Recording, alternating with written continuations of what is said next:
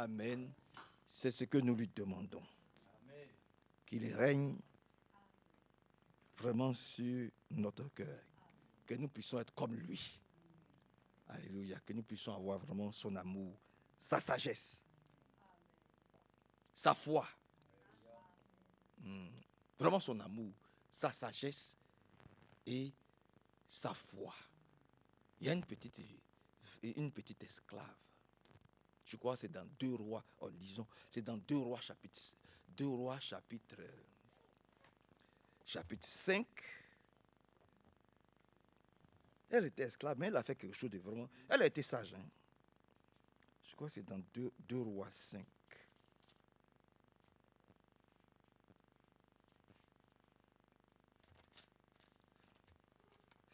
C'est 2 Rois 5. 2 Rois chapitre 5. Il s'agit de l'histoire de Naaman. Amen.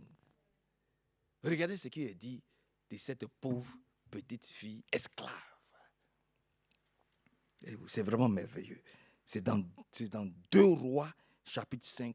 On peut même commencer à partir du verset 1er par la grâce de Dieu.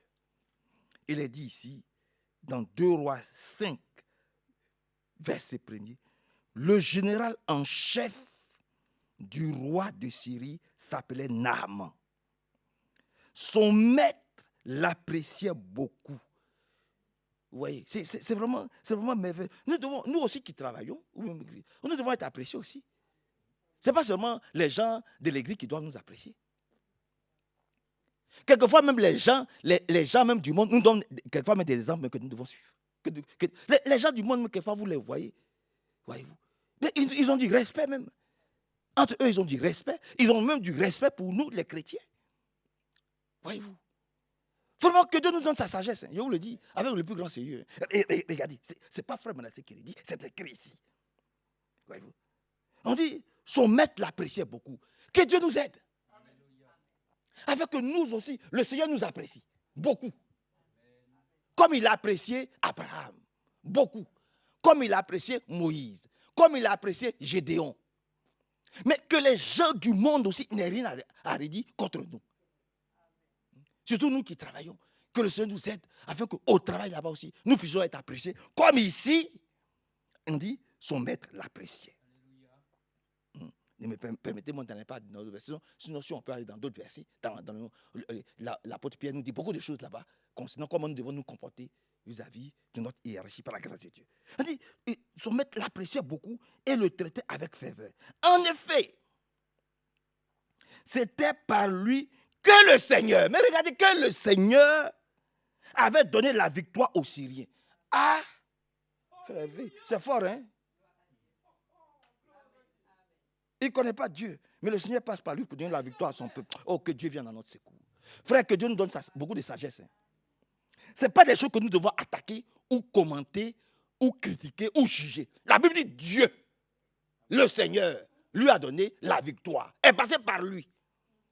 Et encore, son maître, son patron l'appréciait. Seigneur, donne-nous ta sagesse. Pour que nous puissions nous aimer les uns les autres.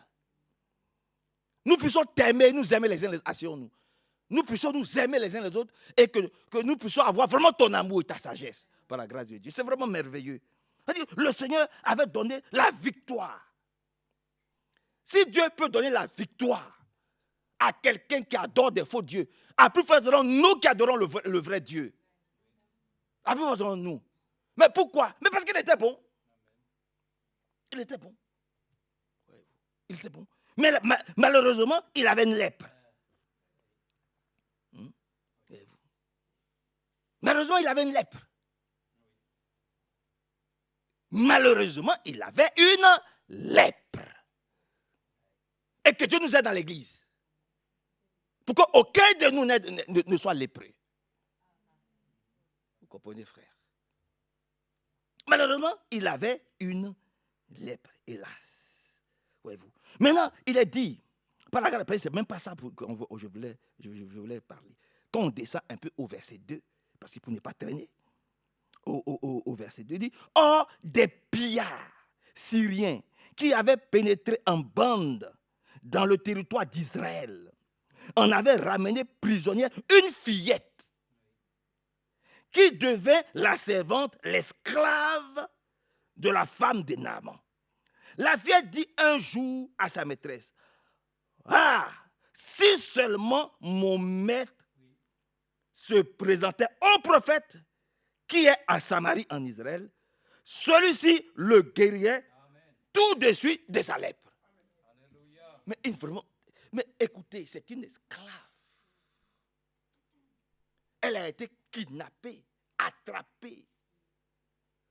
Elle devait être triste, malheureuse. Elle devait pouvoir haïr son maître, sa maîtresse, pour dire, mais je veux ma liberté. Mais c'est le minimum. Je veux ma liberté, je veux rentrer chez moi. Mais regardez son comportement en étant esclave et servante. Oh, mais que Dieu vienne à notre secours pour que nous aussi, nous puissions nous aider les uns les autres comme ça. Frère, tu vois la chose maintenant. C'est comme ça que nous devons nous aider les uns les autres. Elle qui était esclave, servante, maltraitée. Bon, vous permettez que je dise comme ça parce qu'un esclave, c'est une torture morale. Tu n'es pas chez toi. Tu n'es pas payé, tu n'es pas rémunéré. Et en plus, c'est une fillette. Elle a besoin peut-être de son père, de sa mère, de ses frères, de ses soeurs, loin de chez elle. Mais comme elle a l'amour de Dieu en elle, comme elle est remplie de compassion pour son prochain, alors elle a pu dire, si seulement mon maître pouvait aller chez moi là-bas, parce que chez moi là-bas, il y a un prophète qui va certainement guérir mon maître tout de suite de sa lèpre. Elle savait. Elle est sûre de ce que Dieu est capable de faire. Quel amour. Quelle miséricorde. Ça, cette miséricorde, si ça ne vient pas de Dieu, dites-moi, ça vient de qui? Si ça ne vient pas de Dieu, dites-moi, ça vient de qui? C'est exactement comme ça que nous devons nous comporter les uns envers les autres. Nous porter, nous assister, nous aimer, nous défendre. C'est ça. Et par son comportement, son maître, alléluia, a été guéri de la lèpre. Par la grâce de Dieu. Vous voyez? Parce que quand vous descendez au verset 13, bon, comme ce n'est pas un chrétien, voyez, donc lui, il ne peut pas comprendre les choses de Dieu. Mais Dieu était avec lui. Hein. Dieu était avec lui. Mais il ne comprend pas. Oh, mais que Dieu vraiment se révèle à chacun d'entre nous. Bon, vous me direz, il va dire, mais je me suis déjà révélé. Bon, d'accord, il s'est déjà révélé. Mais que faisons-nous de cette révélation? Si c'est révélé à nous. Regardez comment il s'est révélé à cette jeune fillette. Bref, descendons un peu, permettez-moi. On dit, Naaman, quand le serviteur d'Élisée, Géasi, Élisée, le prophète, n'est même pas sorti. Il a dit à son serviteur, va le voir. Va le voir, dis-lui de se plonger 7 fois. Dis-lui de se plonger 7 fois. Et puis, il va dans le fleuve, là, dans le Jourdain, là, qu'il aille se plonger 7 fois. Et puis, il va guérir. Mais Naaman n'était pas content. Parce qu'il ne savait pas à qui il avait affaire. Il ne savait pas qu'il avait affaire à un prophète. Et que quand le prophète parle, c'est le ainsi dit le Seigneur. Comme beaucoup d'enfants de Dieu ne savent pas dans quel temps, dans quelle génération ils sont. Que Dieu nous a donné aussi un prophète qui a parlé de la part de Dieu par un message puissant. Qu'il y a eu un serviteur fidèle et prudent. Le monde ne sait pas. Mais nous le savons. Maintenant, regardez. Oh, mais vraiment, l'amour, c'est quelque chose de puissant. L'amour et la sagesse, c'est quelque chose de puissant. Regardez ce que ces serviteurs vont. Naaman fit donc demi-tour parce qu'il était fâché et s'en alla furieux. Ça, c'est le verset 12. Maintenant, verset 13. Mais ses serviteurs vinrent lui dire, Maître, si le prophète t'avait ordonné de faire quelque chose de difficile, n'aurais-tu pas fait? Si tu avais demandé de faire quelque chose de difficile, c'est tellement que tu allais te battre pour le faire. Mais il te demande une chose simple. Voilà. Voyez-vous? Si le prophète t'avait ordonné de faire quelque chose de difficile, ne l'aurais-tu pas fait? Alors pourquoi ne pas faire ce qu'il te demande d'aussi facile? Il te demande simplement, c'est pour ça que c'est écrit dans ma version, hein, il te demande simplement de te plonger dans l'eau pour être purifié de ta lèpre. Crois au Seigneur Jésus et tu es sauvé. C'est ça, c'est ça. Crois au Seigneur Jésus et tu es sauvé. Mais ça, c'est difficile. Croire comment? On va commencer à se poser des questions. Je ne le vois pas. Je ne l'entends pas. Je le sens, je ne le sens pas. Il ne me touche pas. Je ne fais pas de songes. Je n'ai pas de vision. Oh, comment les autres font? Comment les autres font et puis ils ont ça. Moi, je n'ai pas ça. Les autres ont... Laisse, dépose ça. Tu n'es pas comme les autres. Tu es comme Dieu t'a fait. Malgré que Naaman ne le connaissait pas, Dieu était avec Naaman. Et Dieu bénissait Naaman. Parce que Dieu savait qu'un jour, il allait rencontrer Naaman. Il allait se révéler à Naaman. Il allait se faire voir à Naaman. Il le savait. C'est pour ça que déjà, Dieu le protégeait. Et c'est pour ça que déjà, Dieu te protège. Dieu veille sur toi comme il veillait sur Naaman. Il veille sur toi parce qu'il sait qu'un jour, comme il a rencontré Naaman, il va te rencontrer aussi. Attends ton heure. Dieu ne tarde pas dans l'accomplissement de ses promesses. Ne sois pas pressé. Pour moi, là, c'est comment? Pourquoi c'est difficile? Naaman aussi, c'était difficile. Ça, c'est pas facile pour Naaman.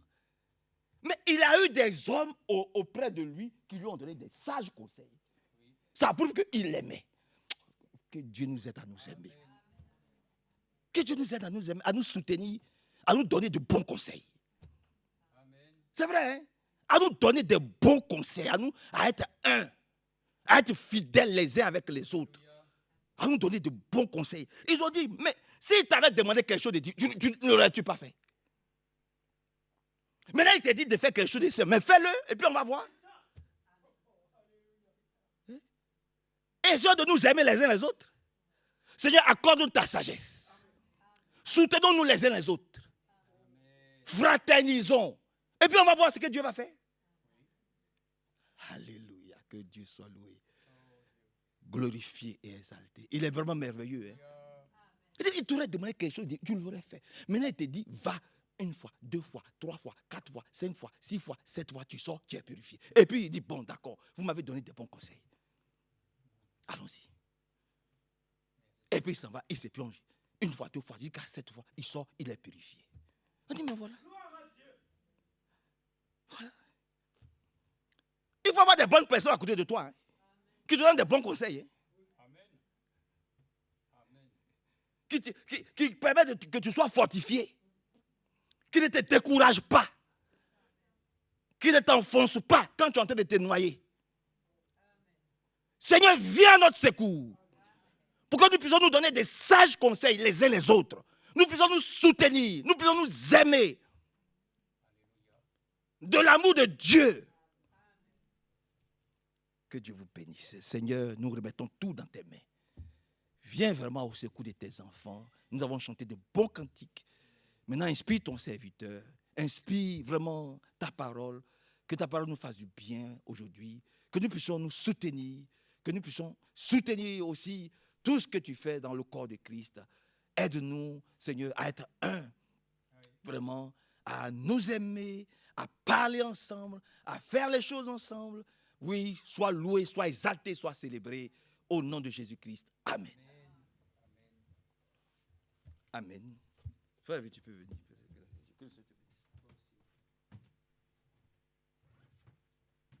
Amen.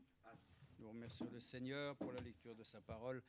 Et bien sûr, je prends toujours des notes. Et cela me fait penser à certaines choses qui viennent s'ajouter, bien sûr, aux réflexions que notre frère nous a données.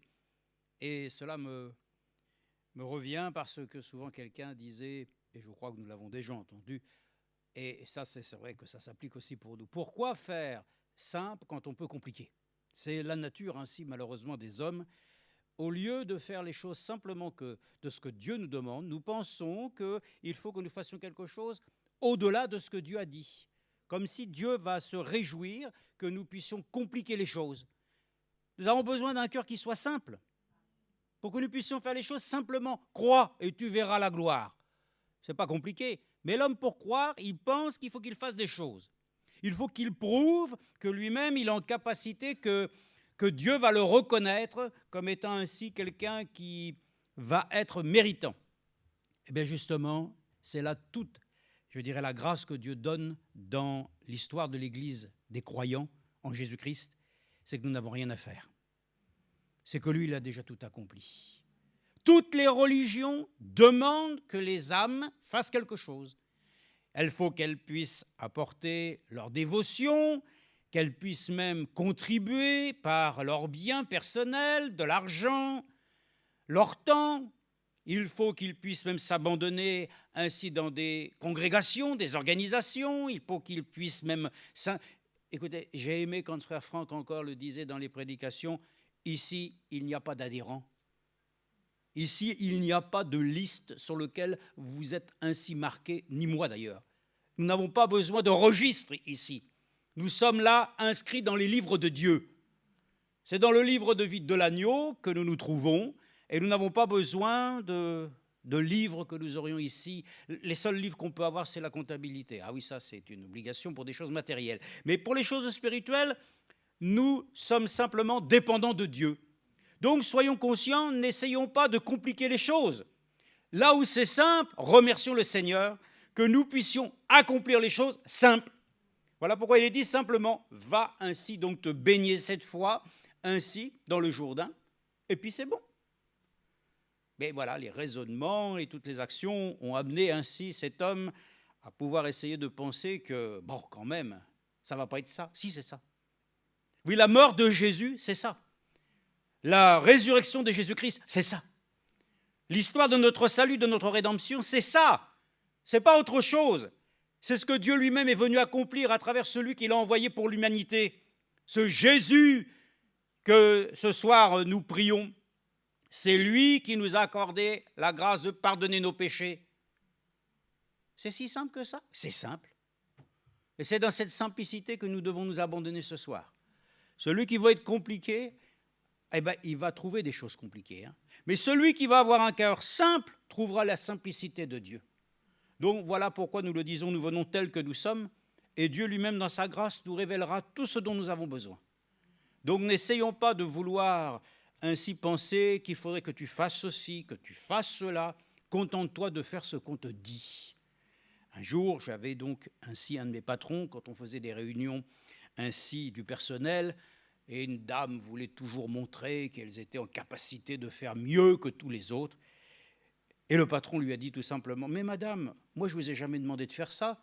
Contentez-vous déjà de faire ce que je vous ai demandé, ça sera déjà très bien. J'en serai heureux. » Oui, soyons heureux de pouvoir accomplir ce que Dieu nous a demandé de faire. D'être présent ce soir dans sa maison, c'est aussi ce qu'il a réellement souhaité. Que nous puissions nous trouver ensemble pour méditer sa parole. Les gens diront, mais c'est vraiment... Ah oui, c'est pas exaltant. Si, c'est passionnant. C'est passionnant de lire la Bible. C'est passionnant parce que quand on est dans sa présence, tout peut arriver. C'est quand on est là ce soir en disant, ouais, bon, c'est quand même routinier. Il n'y a rien. Dans le Saint-Esprit, il n'y a pas de routine. Si nous sommes dans cet esprit-là, c'est parce que nous cherchons nous-mêmes à faire quelque chose pour Dieu. Nous venons dans sa présence, nous le laissons lui-même nous parler. Nous le laissons lui-même nous convaincre. Nous le laissons lui-même ainsi nous guérir. Nous le laissons lui-même nous pardonner nos iniquités, nos péchés. Nous le laissons lui-même entrer en scène. On n'a pas besoin de tralala. On n'a pas besoin, frères et sœurs, de créer une atmosphère. La seule atmosphère dont nous avons besoin, c'est celle que le Saint-Esprit nous procure. De venir devant sa face, cœur repentant et pénitent, venant nous humiliant sous sa main puissante, c'est ça l'atmosphère dont nous avons besoin. De ce Dieu qui, à ce moment, se reconnaît à travers nous. C'est ça qu'on a besoin. Oh non, vraiment, il n'y a pas de chant avec beaucoup de musique. Oh, frères et sœurs, est-ce que vous croyez que dans le temps même de David, il y avait autant de musique qu'aujourd'hui? Il y avait des instruments, mais il n'y avait pas tout ce que nous avons même aujourd'hui, qui semble donner à beaucoup de personnes une sorte d'enthousiasme. Plus il y a de bruit, mieux c'est. Ah bon? Oui, oui, plus il y a de... Plus on se remue, ah, c'est bon. Frères et sœurs, moi, je fuis ces choses-là. J'aime bien, frères et sœurs, une atmosphère divine, où le Seigneur lui-même peut manifester sa grandeur. Mais jamais, frères et sœurs, dans le chaos, jamais ainsi dans la confusion, dans du brouhaha. Non, frères et sœurs, la présence de Dieu n'est pas du brouhaha, c'est une harmonie. Les prières viennent ensemble. Elles ne sont pas là ainsi simplement s'entrechoquant, même souvent Frère Franck l'a dit. Nos prières viennent, elles s'harmonisent les unes avec les autres. Nos louanges et toutes ces choses viennent contribuer, frères et sœurs, à élever le nom du Seigneur. Il faut être conscient de cela. Donc le frère l'a dit, dans la simplicité de Dieu. Mais il faut qu'on bâtisse, il faut qu'on fasse de grands édifices. Oui, on a vu ça, des minarets et toutes ces choses-là, des mosquées, mais aussi des cathédrales. Ah oui, oui. De grands centres évangéliques, oui. Des grandes écoles. Mais Dieu n'a pas dit ça. Il a dit simplement, venez à moi, vous tous qui êtes fatigués et chargés. Prêchez l'évangile, de la bonne nouvelle. Faites des disciples. C'est simple. Oh oui, mais c'est pas assez. Ah bon, c'est pas assez. Mais nous, ça nous va, frères et sœurs. C'est ces choses-là que nous devons recevoir. Enfin, l'a dit tout à l'heure, beaucoup de gens pouvaient aller certainement au Seigneur parce qu'ils avaient entendu qu'il était réellement le Dieu qui manifestait sa puissance et qui guérissait les malades. Mais aussi, nous le savons, beaucoup sont venus du temps où le ministère de Frère Branham était vraiment aussi quelque chose sur lequel le monde voyait qu'il se passait quelque chose. Oui, les gens allaient, frères et sœurs, vers les services de guérison, c'est normal. Ce soir, nous allons où alors? Nous avons aussi ce soir un service où Dieu guérit. Voyez-vous, mais non, Dieu ne peut pas être là comme ça. Il faut qu'on fabrique quelque chose. Il n'y a rien à fabriquer. Tout est déjà là, frères et sœurs, ce soir. Il est dit, 2 ou 3 sont assemblés en mon nom, je suis au milieu d'eux. Donc il y a tout. Il y a tout, frères et sœurs. Les ingrédients sont là. Il n'y a pas besoin d'y ajouter autre chose. Oui, mais il faudrait que... Arrêtons. Ainsi donc, l'exemple qui nous a été donné est très simple. Mais pourtant, obéissance. L'obéissance vaut mieux que tous les sacrifices. Non, voyez-vous, c'est ça. Ne nous laissons pas berner dans ce monde aujourd'hui. C'est illusoire. Tout ce qui brille n'est pas de l'or. Nous le savons. Mais tout ce qui reluit, frères et sœurs, en provenance du ciel, ça rayonne. Ça donne dans nos cœurs une assurance que de marcher dans les voies du Seigneur, c'est une bénédiction. Donc nous sommes heureux. Si vous pensez qu'alors il pourrait y avoir quelque chose de plus grandiose, en dehors du fait que nous sommes venus comme il a dit. Comme nous l'avons aussi médité à travers le psaume 52, rassemble-moi mon peuple, par lequel j'ai fait alliance avec lui. Vous voulez quoi de plus? Est-ce que nous voulons autre chose que le sacrifice de Jésus-Christ? Nous voudrions ajouter quoi? Il a tout accompli. Et dire, mais alors, donc il n'y a plus non, il n'y a plus besoin, frères et sœurs, de tralala. Nous avons besoin simplement d'entrer dans sa présence. Nous avons besoin de le laisser lui-même maintenant encore agir. Voilà pourquoi nous comprenons alors que lui-même va achever la chose. C'est ça la grande, ainsi, le grand secret, la grande réalité aujourd'hui. C'est que ceux qui veulent faire quelque chose eux-mêmes, ils vont être déçus. Mais ceux qui s'attendent à ce que le Seigneur lui-même fasse la chose, alléluia. Non, frères et sœurs, le temps même, vous saviez, des conventions, des choses, oui, dans tout ça, ça a résonné en son temps. Mais aujourd'hui, nous avons besoin d'une réelle communion sincère dans l'Église, c'est-à-dire le corps de Christ. Donc nous voyons bien que, voilà, nous ne devons rien créer de nous-mêmes, parce que le seul qui crée d'abord, c'est Dieu. Donc sa présence au milieu de nous est suffisante, elle est rassurante. Et voilà pourquoi je voudrais vous dire ce soir que si c'est rassurant, tu ne peux pas avoir peur. Donc j'aimerais simplement vous montrer que dans les Écritures, et tout ça c'est venu de ce que nous avons entendu dernièrement, quand j'ai entendu que soudainement l'homme de Dieu lui-même prêchant cette parole pour réellement animer notre foi, d'ailleurs je vais vous le dire, hein, si tu as peur, c'est que tu n'as pas la foi. La peur, elle se nourrit des informations que le monde divulgue.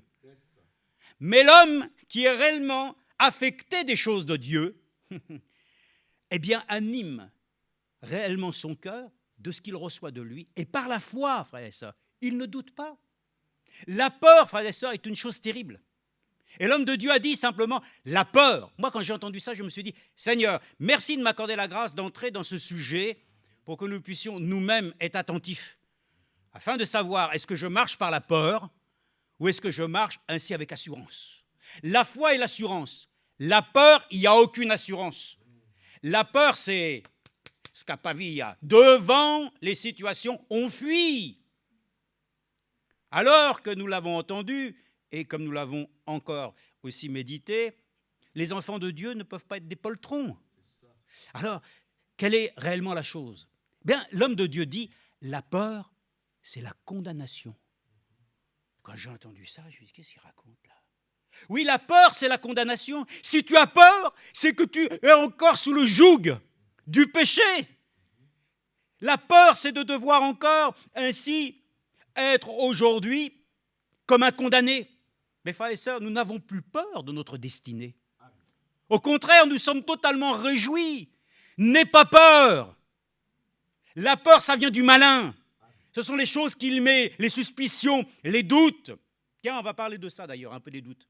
Mais vous allez voir, il y a une autre chose qui est très importante. Mais dans la Bible, il y a souvent, malheureusement, dans les traductions, un peu un mélange. Et on ne comprend plus très bien ce que ça veut dire. On parle de peur et on parle de crainte. D'ailleurs, vous avez les Écritures qui vous disent que nous sommes même dans le combat avec des craintes au dedans et des craintes au dehors. Attendez, vous allez voir. Les craintes et toutes ces choses, ça vient de la chair. Mais l'assurance, ça vient de Dieu. Donc, la peur, c'est la condamnation. Hein. Les gens qui ont peur, c'est les gens qui n'ont pas d'assurance, parce qu'ils se disent, je ne sais pas ce qui va m'arriver. Mais pour nous, nous avons cette ferme assurance. Quoi qu'il advienne, nous lui appartenons. Comme nous l'avions chanté, que je reste, que je parte, je suis à lui. Le cantique des cantiques nous rassure suffisamment pour nous dire, je suis à mon bien-aimé est à moi. Nous sommes ensemble. Qui peut nous séparer de l'amour qui nous unit en Jésus-Christ? Où est-ce qu'il y a de la peur là-dedans? Il n'y a pas de peur, frères et sœurs. La peur, ça vient du malin. La peur est faite pour te condamner. Et ainsi, nous le voyons que devant les épreuves, alors courage, fuyons. Eh ben non, non. Courage, combattons le bon combat. Donc la peur est une chose terrible. Alors, avant de lire quelques textes, je vous dis tout de suite que, sincèrement, ce soir, il y a aussi un entre-deux. Le problème, c'est que des fois, je suis un peu dans le doute. Oh là là là là, dans le doute, abstiens-toi. Hein. Il ne doit pas y avoir de doute ce soir. Ou réellement la peur m'habite, ou alors, c'est l'autre chose. Et l'autre chose, c'est là que l'homme de Dieu va dire, la peur, c'est la condamnation, mais la crainte de Dieu, c'est la délivrance. Ah, frères et sœurs, nous rentrons dans les choses saintes de Dieu. Les hommes ont peur, mais les enfants de Dieu craignent l'Éternel. Et dans la crainte de l'Éternel, il n'y a pas ainsi de trembler devant Dieu. Pourtant, il le dit qu'il est ainsi un Dieu redoutable. Mais devant lui, nous sommes point confus. Nous sommes simplement dans le respect. Et devant sa présence, la crainte est que c'est un sentiment divin qui est en nous, mais qui n'a rien à voir avec la peur. Même Frère Branham l'a dit lui-même. Lorsque lui-même se trouvait sur l'estrade, et il disait « Je ne peux pas me faire ». Ainsi, la présence de l'ange de l'Éternel me met dans une situation sur laquelle je suis comme... Oui, frères et sœurs, c'est une bonne chose. Pourquoi? Parce que nous savons qu'à cet instant-là, c'est lui qui est le dominateur. Mais pas le dominateur comme un père fouettard, comme un père plein d'amour, qui est là, qui veut notre bien. Alors, quand la présence de Dieu se manifeste, tu as peur? Moi, ça me rassure, moi. Au contraire. Mais je suis dans la crainte. Pourquoi? Parce que je sais qu'à cet instant-là, il a tout pouvoir. Et comme je suis encore un être faible, je pourrais me sentir encore devant lui, ainsi, plein ainsi de situations sur lesquelles je pourrais dire, oh Dieu, pardonne-moi. Tous mes manquements, toutes mes faiblesses, amen. Mais je n'ai pas peur, parce que je sais qu'il est un Dieu qui est juste pour pardonner. Tu as mal fait ce soir. Tu as fait plein d'erreurs, tu as fait même des choses grossières. Tu as même fait des choses dont simplement ça te pèse. Oui, mais Dieu lui-même t'accorde dans sa grâce, avec un cœur sincère, de ne pas avoir peur de lui, mais au contraire de se rassurer. Mais pour cela même, alors, par l'écoute de sa parole, il te met sous sa crainte. Amen. C'est un refuge précieux ce soir.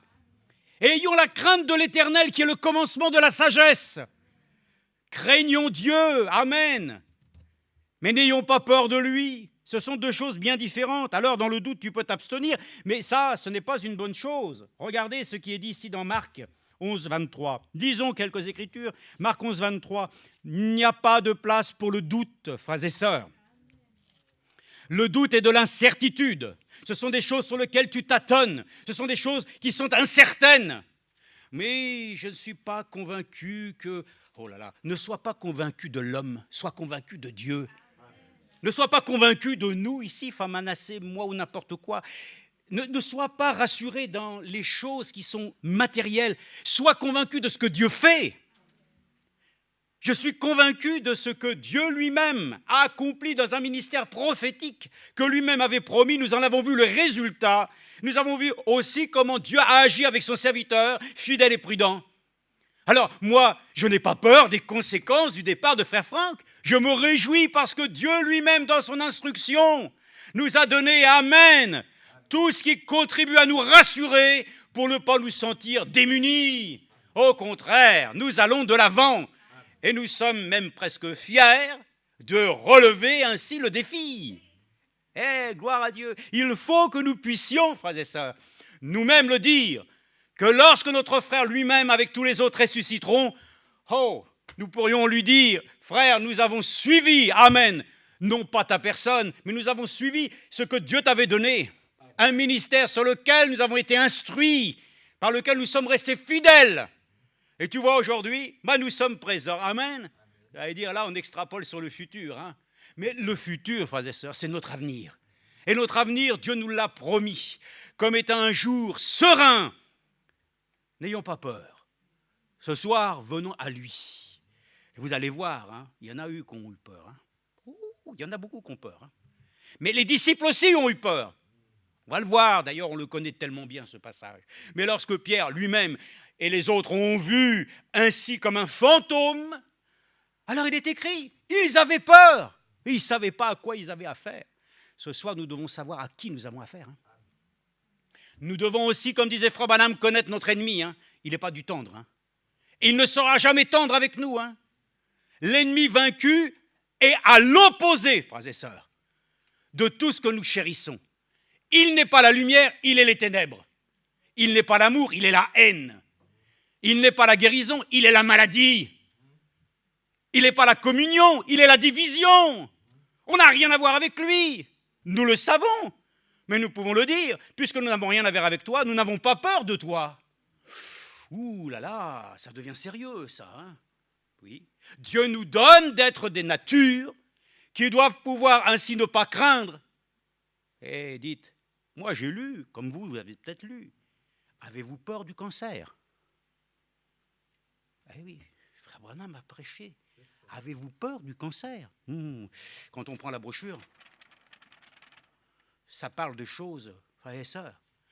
Dieu lui a dit, si tu es sincère, rien ne te résistera, pas même le cancer. Et il dit, n'ayez pas peur du cancer. Et nous rentrons ainsi dans ce que est justement cette maladie par laquelle ainsi celui qui veut encore s'emparer, frères et sœurs, de notre santé, d'essayer de s'accaparer ainsi notre vie. Mais notre vie est à Christ. Donc c'est là, frères et sœurs, que nous sommes arrivés. L'Église épouse ne doit plus avoir peur. Nous sommes constamment sous la menace. Nous sommes constamment sous le feu ainsi de l'ennemi qui ne peut supporter de voir une église épouse qui connaît, comme le frère nous l'a dit, une telle vérité. Ça, pour ça. Mais cette parole que nous avons reçue, c'est notre délivrance. C'est par cela même que nous pouvons le dire. Nous croyons et nous savons en qui nous avons cru. Donc nous croyons dans le Seigneur Jésus. Et c'est là que nous devons donc aujourd'hui bannir toute peur. Moi, je vais vous dire maintenant une chose. Il va falloir aussi bannir toutes les fausses craintes. Il y a les craintes de Dieu, mais il y a les craintes que tu as qui sont liées. Parce que les craintes qui sont liées à ta propre vie, ça vient de la chair. Mais les craintes que Dieu met dans notre cœur, cette crainte de l'éternel, c'est la vie. C'est l'esprit. Faites attention. La peur, ça c'est une chose sur laquelle nous devons le dire. Nous ne voulons absolument pas nous tenir ainsi devant elle, parce que ce n'est pas elle qui doit nous imposer ce que nous ne voulons pas, mais c'est l'Esprit de Christ qui impose en nous, devant l'adversité, non pas de pavoiser. On n'est pas là pour pavoiser. Personne n'est plus fort qu'un autre ce soir ici. Il n'y en a pas un qui peut dire maintenant ce soir, attends, faites un problème frère, je vais venir et puis, que Dieu nous garde de telles actions. Mais nous pouvons nous le dire ensemble, comme nous l'avons entendu, d'un commun accord, élever toutes nos voix ensemble. Et il le dit lui-même, si vous demandez une chose, Amen, en mon nom, d'un même cœur, je vous l'accorderai. Et nous nous mettons souvent des craintes et encore sur des choses qui peuvent arriver. Il faut que nous arrivions à la foi parfaite. Voilà pourquoi la foi de l'enlèvement est une chose sur laquelle l'Église épouse va expérimenter quelque chose qui va être tellement puissant que ça sera la parole parlée. Il n'y aura même plus simplement à croire. C'est pour ça, Frère Branham, même dans son expérience, il lui dit, mais dis la chose, elle va arriver. Mais il n'y a pas, mais justement, dis la chose, elle sera créée.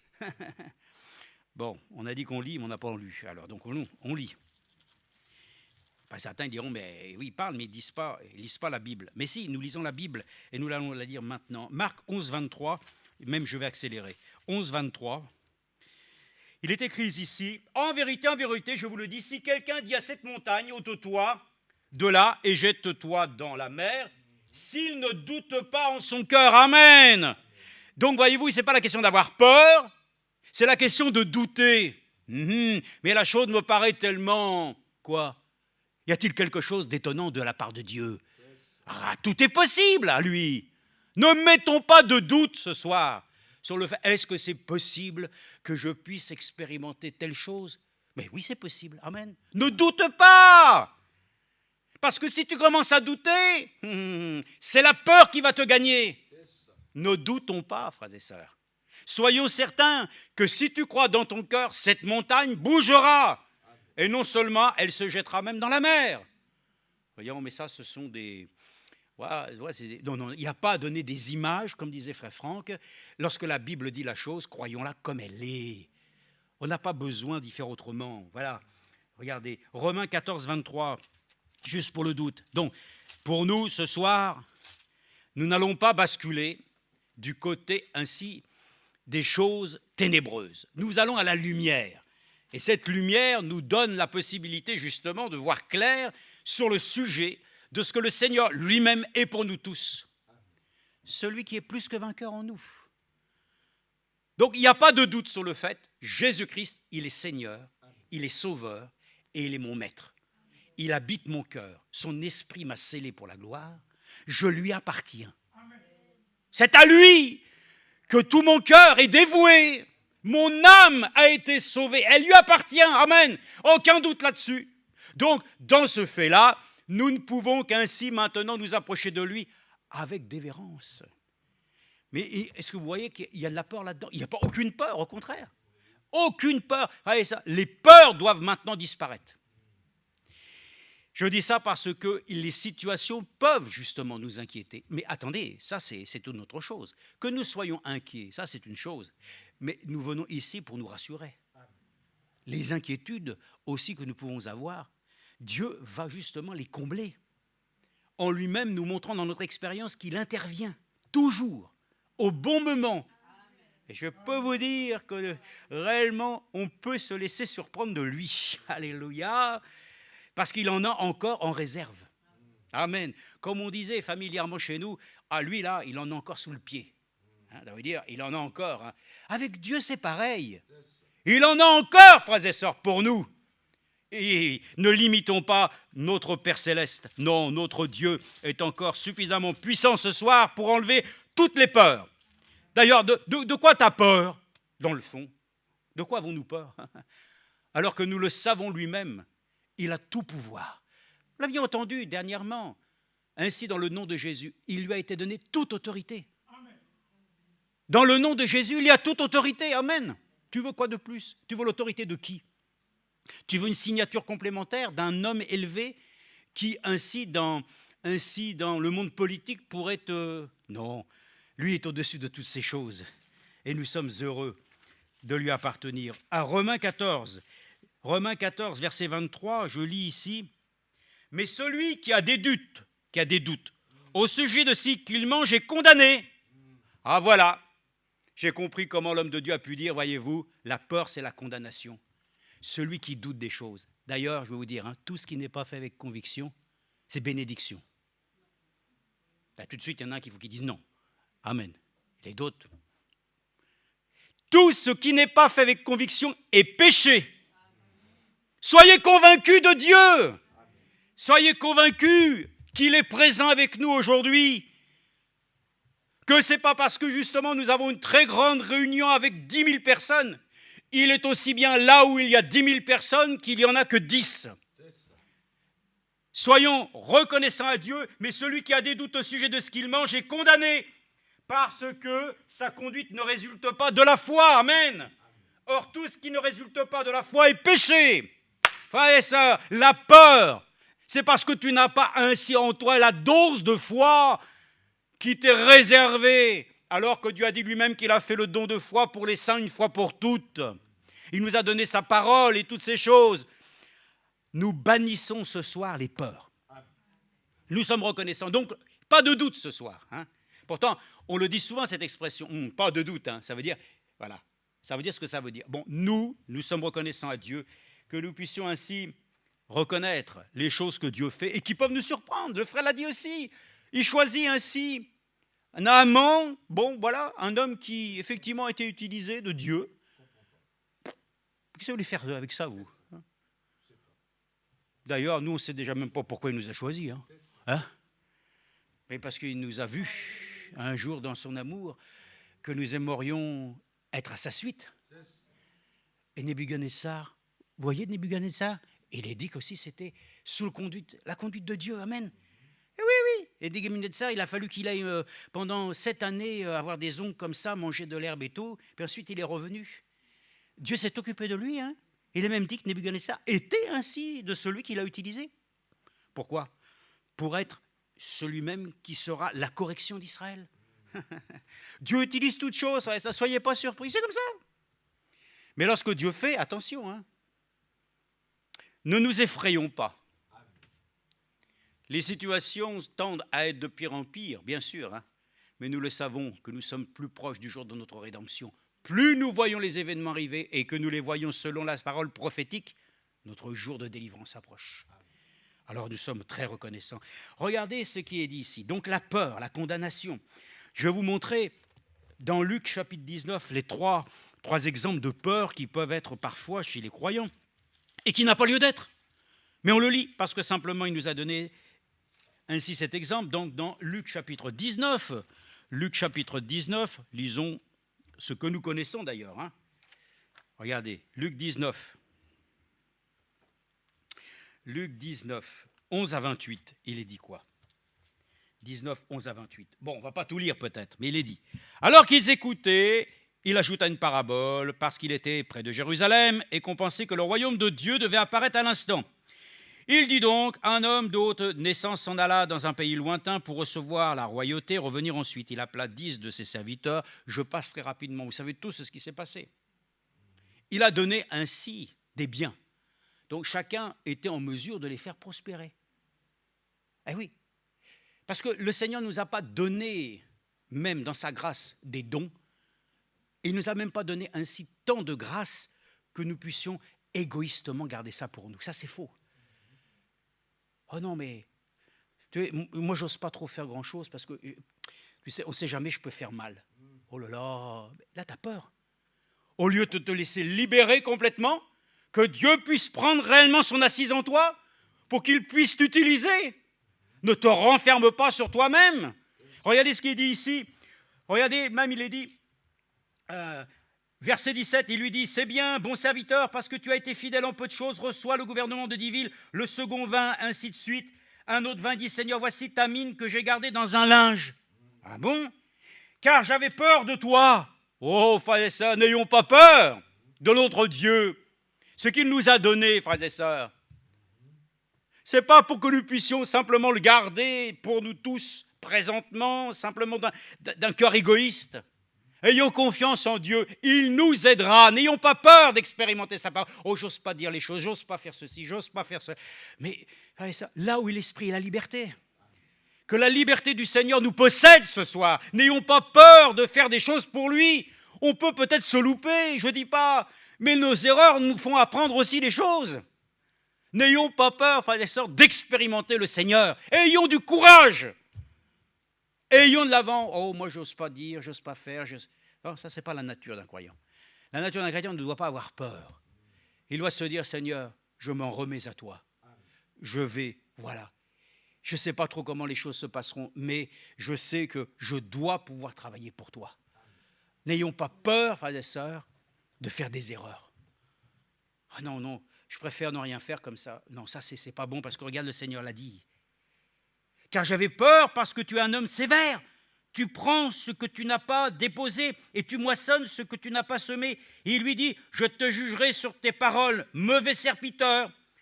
Tu savais que je suis un homme sévère, que je prends ce que je n'ai pas déposé et moissonne et que je n'ai pas semé. Pourquoi donc n'as-tu pas placé mon argent dans une banque et à mon retour je l'aurais retiré avec intérêt?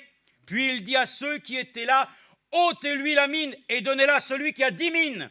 Et lui dire, Seigneur, il a 10 mines. Je vous le dis, on donnera à celui qui a, mais celui qui n'a pas, on donnera même ce qu'il a. Au reste, amenez ici mes ennemis qui n'ont pas voulu que je règne sur eux et égorgez-les en ma présence. Bon, ça, c'était une parabole. Mais pour nous montrer, frères et sœurs, n'ayons pas peur de servir le Seigneur. Il faut quand même que nous soyons sérieux. Accorde-nous la grâce. Voilà, dans ce monde, on n'est pas chez nous. Mais nous ne sommes pas de ce monde. Mais au milieu de ce monde, nous devons être des témoins. Soyons courageux. N'ayons pas peur. C'est vrai. Je ne vais pas, par contre, aller me balader, frères et sœurs, dans des endroits sordides. Je ne vais certainement pas aller me mettre... Je ne vais pas tenter le Seigneur. Non, non, non, non, non. Mais dans le monde où nous sommes aujourd'hui, ne nous faisons pas une tanière. Soyons présents au milieu des hommes aussi. Soyons ainsi, non pas simplement essayer de nous préserver. Oui, il y en a qui disent, moi, j'écoute plus la radio, j'écoute plus la télévision, je sors plus de chez moi, je fais plus... Oh, tu fais plus rien. Bon, mais t'es quoi? T'es un ermite, t'es quoi? T'es devenu... Non, vis ta vie comme Dieu le veut. Soyons sobres. Soyons équilibrés.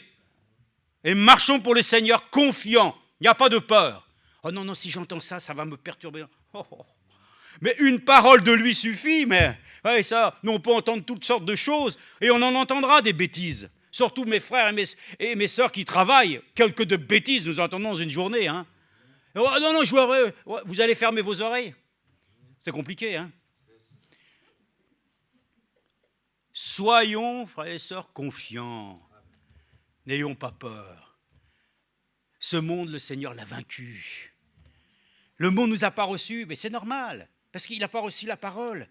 Mais frères et sœurs, soyons courageux, n'ayons pas peur des choses de ce monde. Alors, il est dit ici, dans Genèse, regardez, oh ça c'est quand j'ai lu ça, je me suis dit, mais c'est vrai, ça c'est dans les temps anciens. Oui, c'est après la chute, regardez ce qui est dit ici. Le Seigneur, après la chute, qui va ainsi demander, Adam, t'es où, Adam?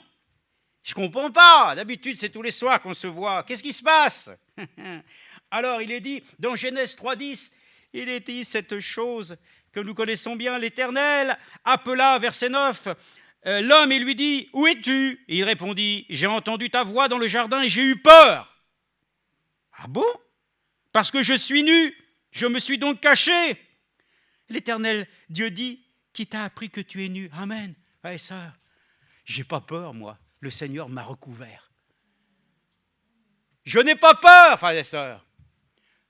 Je sais qu'aujourd'hui, le Seigneur lui-même m'a pardonné mes péchés, mes fautes, mes manquements, mes iniquités. Je suis couvert de sa grâce. Ne soyons pas toujours là, « Oh, j'ai mal fait. » Il faut arrêter avec tout ça. Il faut prendre notre nature de vainqueur. Oui, il y a de l'adversité. On n'est pas là pour prendre l'épée puis commencer à vouloir. Non, on n'est pas avec les poings. Mais il y a là un caractère divin qui doit venir pour nous aider d'affronter les choses. Comment? Par la prière, par la louange. Voilà. Donc, frères et sœurs, ne dites pas que vous êtes désarmés, c'est faux. Vous dites, oui, mais qu'est-ce que je vais faire? Le Seigneur lui-même a dit, revêtez-vous des armes. Nous sommes, frères et sœurs, des enfants de Dieu. Le sang nous protège. Le sang nous garde. L'Esprit de Dieu nous a été donné, frères et sœurs. Amen. Pour que nous ayons autorité aussi sur l'ennemi vaincu. Donc, voyez-vous, il faut que nous puissions, dans ces temps de la fin, reconnaître que nous avons besoin de nous préparer à pouvoir ainsi manifester cette autorité du Seigneur. Préparons-nous. Ainsi, oh, j'ai eu peur, oh, j'ai peur. Mais tu as peur de quoi? Si tu as mal fait, tu viens à ton Dieu et puis la chose se réglera. Amen. Donc, ça, nous ne sommes pas nus. Alléluia. Oh, merci Seigneur. Nous ne sommes pas nus parce que lui, il a été crucifié nu pour nous. Il a pris la place. Et il nous a donné ainsi dans son grand amour de nous rassurer. Je n'ai pas peur. C'est vrai, je le sais. Les gens ont peur de la mort. Là, tout le monde va bien. Hein, tout le monde... Quand les gens, tout va bien. Mais quand la maladie arrive, que le médecin commence à donner les diagnostics, là, les gens ont peur. Hein, parce qu'ils savent les conséquences. Ils ont peur parce qu'ils savent que... N'ayons pas peur. Soyons rassurés. Dieu nous a accordé la vie éternelle. C'est vrai. Mais les gens ont peur. C'est normal. Les gens ont peur de quoi? Ils ont peur d'être cambriolés. C'est vrai. Ça peut poser des inquiétudes. Hein, mais nous rassurons près du Seigneur. L'ange de l'Éternel campe autour de ceux qui le craignent.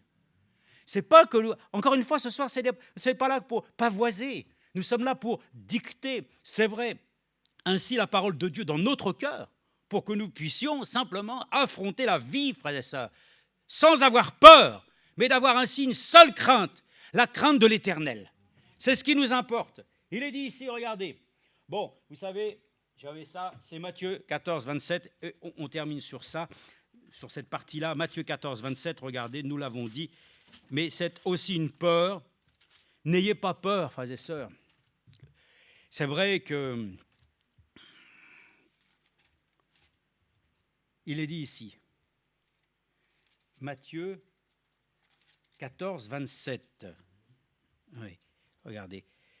Quand il est dit ici, verset 26. Quand les disciples virent marcher sur la mer, ils furent troublés.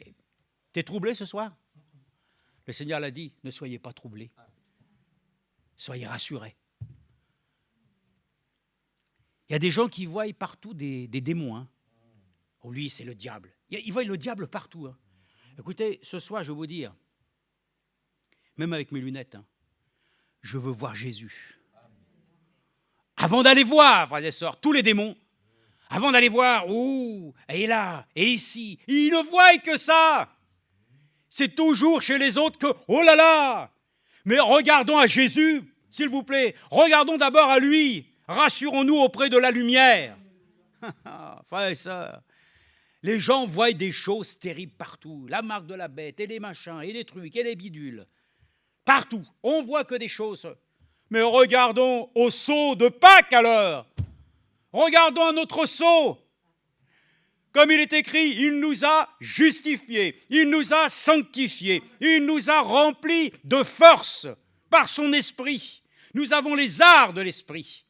Nous avons été élus, prédestinés. Amen. Oh bon, alors écoutez, dans son amour, tout est là. Alors, n'ayons pas peur. Bon, écoutez, je sais, il y a des gens qui sont là, des fois toujours des héros. Malheureusement, les gens sont attirés vers des choses qui sont liées à la magie, à l'idolâtrie. Bon, ce n'est pas notre truc, nous, hein. Mais n'ayons pas ainsi toujours la pensée de voir des choses mauvaises. Regardons à ce qui est bon ce soir. Accordons-nous la grâce. Regardez la première chose qu'ils voient, la chose il est dite ici. La barque était déjà à une distance. Quand les disciples virent, ils furent troublés et dirent, c'est un fantôme. Et dans leur crainte, ils poussèrent des cris. En fait, ce n'est pas le mot crainte, c'est dans leur peur. Là, ce sont de mauvaises craintes. À force de dire qu'il va t'arriver quelque chose, ça va t'arriver. Hein. À force de croire que tu dis un jour je serai marié, tu vas être marié. À force de croire que tu vas être enlevé, tu vas être enlevé. Hein. Mais à force de vouloir dire toujours qu'il va t'arriver des problèmes, ça va finir que tu vas les avoir. Hein. Frères et sœurs, n'ayons pas de ce genre de crainte. Le Seigneur a dit, j'ai des pensées pour toi de bénédiction, de paix, de joie, pas de malheur. Il faut que nous changions de programme. Hein. Il faut que nous changions de langage. Il faut que nous changions ainsi de mode de pensée. Il faut que nous changions ainsi de connexion. Hein. Il faut que nous prenions ainsi vraiment ce soir compte des choses. Hein.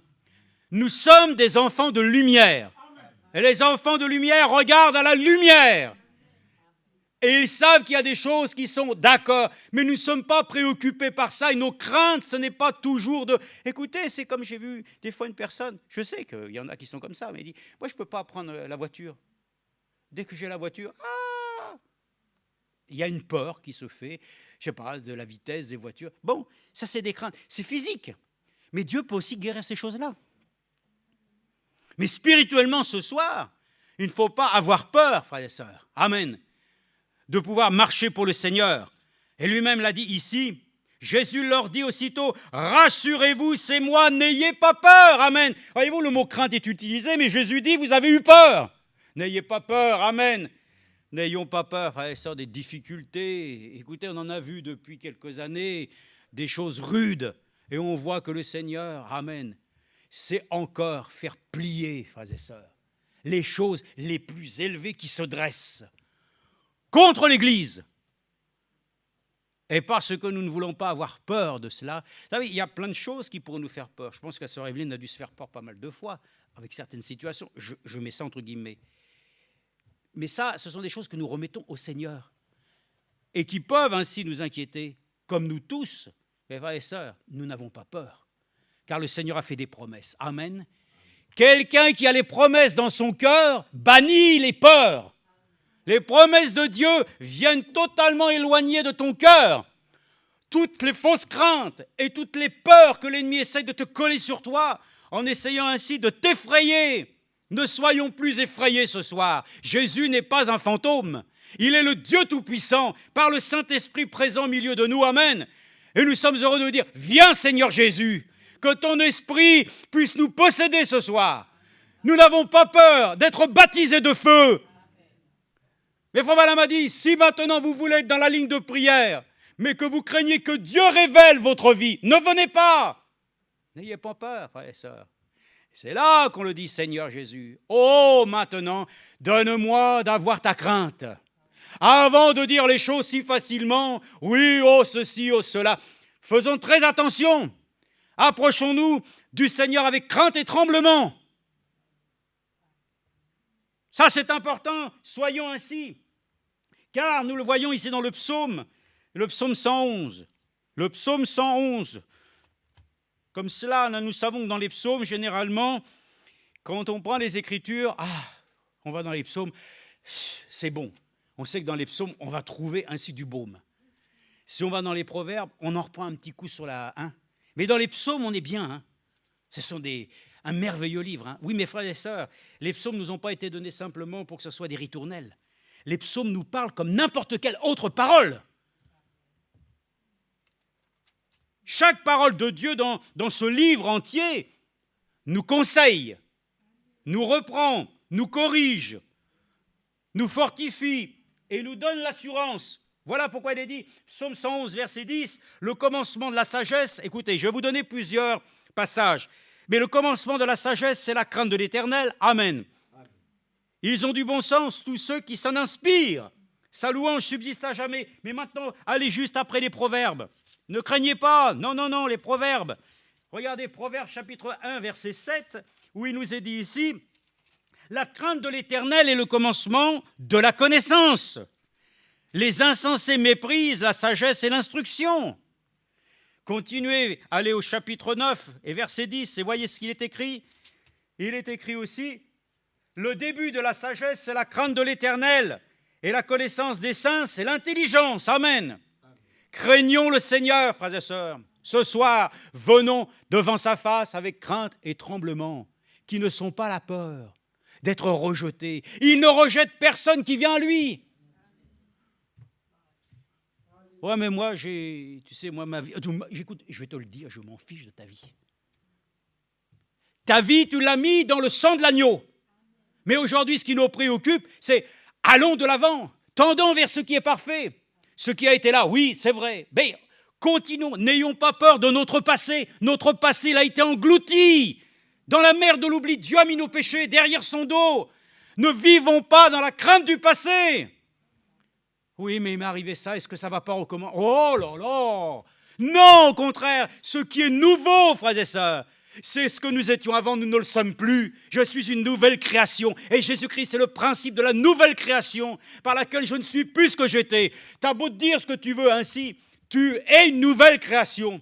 Et les expériences et la vie du passé nous ont servi pour nous dire aujourd'hui, qu'il en soit selon la volonté de Dieu, de pouvoir maintenant expérimenter, de prendre autorité dans nos vies pour que les choses soient conduites et dirigées non plus dans les peurs, mais dans la crainte de Dieu, qui est le début de la sagesse, de la connaissance, de la perfection. Amen. Je vous le dis, les peurs, c'est la chair. La crainte de Dieu, c'est le Saint-Esprit. Lévitique 19.14, vite fait. Lévitique 19.14. Ah, on va dire, mais ça, ce sont les lois. Oui, mais les lois de Dieu sont bonnes. Elles restent à jamais, sachant que le Seigneur lui-même les a accomplies pour nous. Alléluia. Et vous savez que celui qui aime son prochain comme ça, même il a accompli toute la loi. Gloire à Dieu. Merci Seigneur. Alors, dans Lévitique 19.14, nous lisons ici, alors, tu ne maudiras pas un sourd, et tu ne mettras pas devant un aveugle rien qui puisse le faire trébucher. Mais tu auras la crainte de ton Dieu. Je suis l'Éternel. Amen. Dans tout ce que nous faisons, frères et sœurs, ayons sa crainte. Moi, je n'ai pas peur. Ah, ça y est, ça, j'ai fait. Si j'ai fait ça, Dieu, il va... Non, non. Nous n'avons pas ce genre de sentiment. Nous ne sommes pas dans une grâce infinie qui permet de dire que nous faisons ce que nous voulons. Et puis, bon, demain, ma foi, on verra bien comment Dieu va prendre la chose. Non, non, non. Nous, la sagesse du Seigneur, nous instruit pour savoir comment faire. Amen. Nous ne tentons pas Dieu et nous savons que nous ne voulons jamais tendre un piège à personne. Nous ne voulons jamais faire de mal à personne. Amen. Ah non, non, non, frères et sœurs. Nous voulons simplement marcher dans les voies du Seigneur. Et puis, oh là là, qu'est-ce qui va m'arriver? Non, non, non, non. Frères et sœurs, nous vivons dans le Seigneur tranquille. Nous sommes rassurés auprès de lui. Parce que nous savons qu'il nous apprend à faire les choses bien. Si je ne les ai pas fait bien et tout ça, j'ai un avocat auprès du Père qui témoigne pour moi, en ma faveur. Amen. Et il en sera ainsi, comme ça, jusqu'à la fin. Alors, lisons simplement Acte 9, 31, nous arrivons à la fin. Mais lisons maintenant la véritable crainte, commencement de la sagesse, de la connaissance. La crainte, c'est la délivrance. Pourquoi? Parce que je crains les dieux. C'est-à-dire que maintenant, dans ma vie, Dieu, il compte. Jésus, il compte dans ma vie. Sa sainte et précieuse parole, ça compte dans ma vie. Les réunions de prière, ça compte dans ma vie. Le baptême du Saint-Esprit, ça compte dans ma vie. Tout ce qui touche là, à mon éducation spirituelle, ça touche ma vie. Ça me concerne. Je veux ça. Comme dit le cantique, je veux Jésus-Christ avant tout. Amen. Alléluia. Lisons Romains dans Acte 9, 31. Acte 9, 31. Je ne sais même plus ce...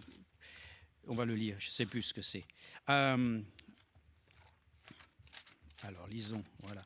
Hop, Acte 9, 31. Ici, il nous est dit, Acte 9, 31. L'Église était en paix. Ah, gloire à Dieu. Et je crois que l'Église est en paix. Dans toute la Judée, la Galatie, la Samarie, elle s'édifiait, marchait dans la crainte du Seigneur et progressait par l'assistance du Saint-Esprit. Amen. Vous avez compris maintenant la crainte, où elle est dans l'Église, elle doit être présente. C'est-à-dire, la crainte, c'est qu'on est devant le Seigneur et on se tient à carreau. On se tient là, prêt à recevoir les instructions. Et cette crainte, c'est le désir de dire, oh Seigneur, que je ne sente pas en moi que je puisse faire quelque chose qui te déplaise. Qu'il n'y ait rien entre moi et mon Sauveur. C'est ça, c'est cette crainte qui est là de mal faire. Mais nous voulons nous rassurer, lui dit, mais ne crains rien, ne crains rien, ne crains rien. Je suis avec toi, fortifie-toi et prends courage. Voyez-vous, cette crainte est nécessaire. Parce qu'il est dit dans l'Église, elle marchait dans la crainte du Seigneur. Amen, c'est celle-là que nous avons besoin, la crainte du Seigneur.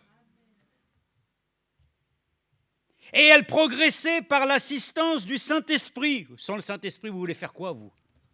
Rien du tout, hein? Et regardez dans le chapitre 19, verset 17. 19, verset 17, il nous est dit ici, « Cela fut connu de tous, juifs et grecs, qui habitaient Éphèse.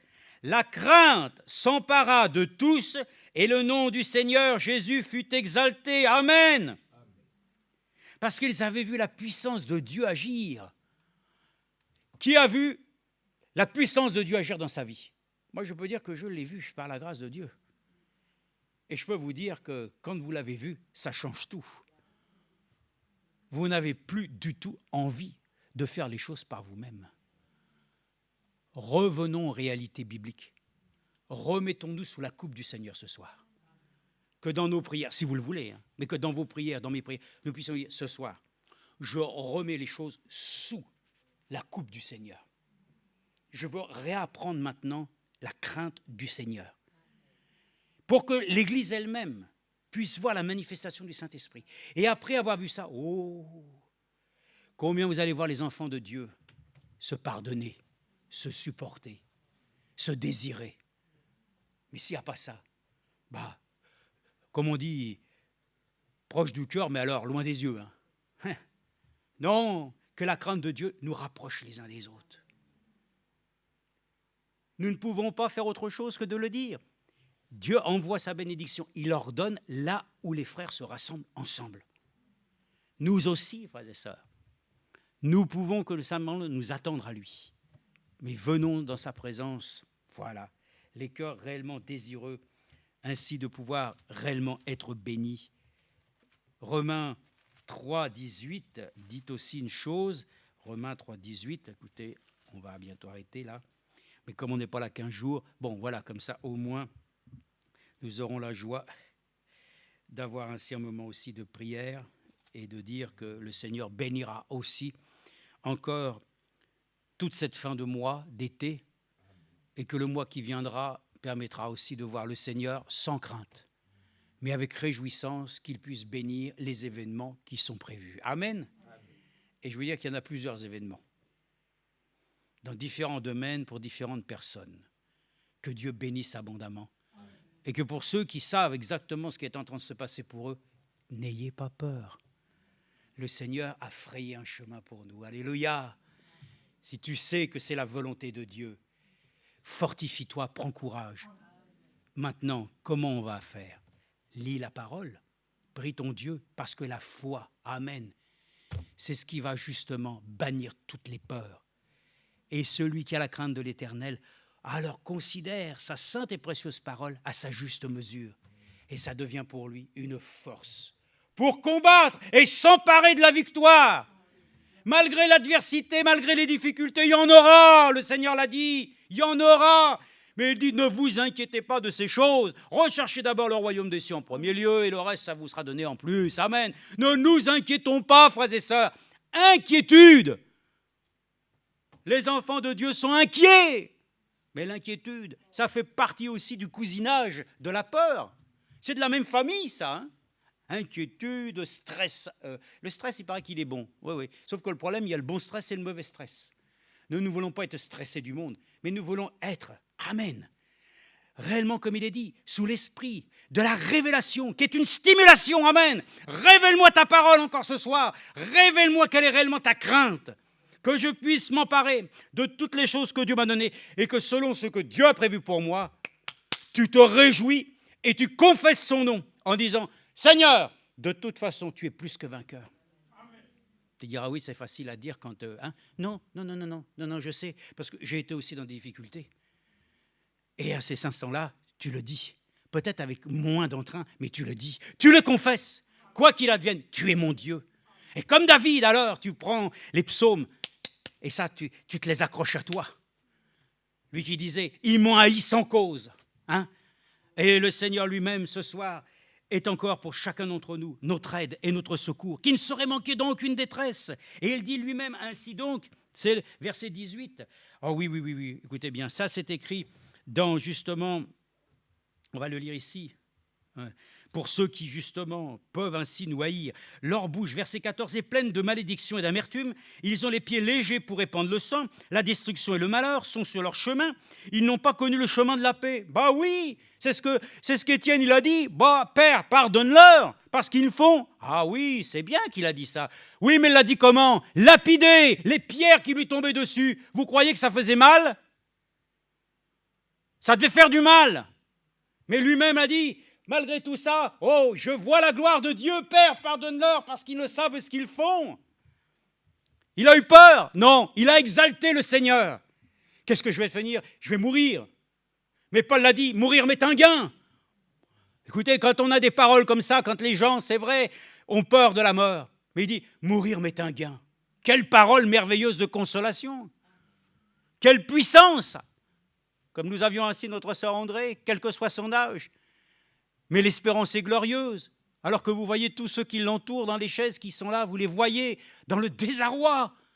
Aucune promesse habite leur cœur. Aucun Seigneur n'est venu ainsi les régénérer. Sont-ils coupables?